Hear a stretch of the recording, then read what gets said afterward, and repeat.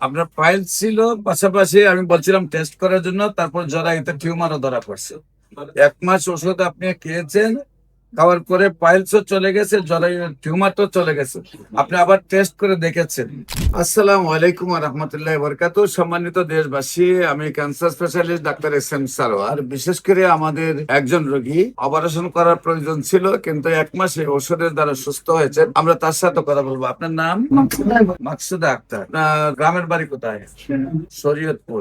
শরীয়তপুর তাহলে জেলা, নিজ গ্রামটা কোথায়?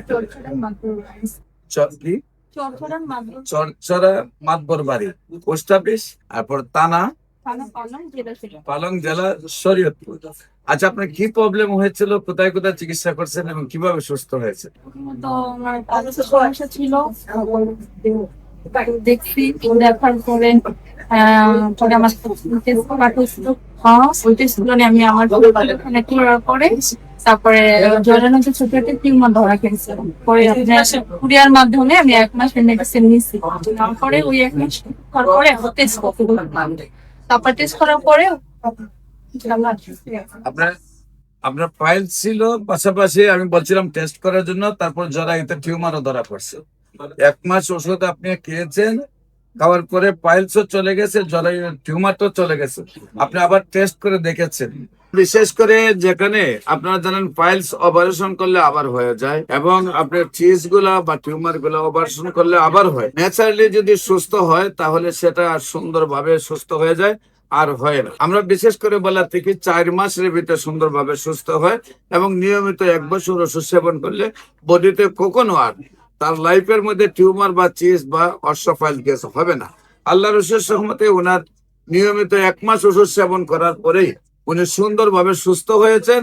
বিশেষ করে আপনারা দোয়া করবেন উনি যেন আজীবন ভালো থাকেন, এবং আমরা ওনাকে নিয়মিত 1 বছর ওষুধ সেবন করাবো, যাতে আর জীবনে ওনার বডিতে টিউমার না হয়, যাতে ওনার শরীরে আপনার কোনো ধরনের পাইলস বা অশ্বফাইলস হয় না, বা কোনো ধরনের চিস্ট না হয়। আর সবচেয়ে বড় কথা হলো নিয়মিত 1 বছর হোমিও ওষুধ সেবন করলে ওনার বডি ফিটনেস এমন হবে যে মরবার আগের দিন পর্যন্ত উনি কার উপরে নির্ভরশীল হয়ে মরতে হবে না। বডি ফিটনেস তেমন হবে। আমরা বিশেষ করে দেখি যে বাইরের কান্ট্রির লোকেরা 90 বছর বয়সে ওনারা নিজের পায়ে দাঁড়িয়ে থাকে, নিজেই বিভিন্ন দেশে সফর করে। আমরা বিভিন্ন কান্ট্রিতে গিয়ে দেখি যারা 80, 90, 100 বছর বয়সে হাফ প্যান্ট পরে সফর করে। আর আমাদের দেশে মানুষ 60 বছর বয়সেই একদম অচল হয়ে যায়।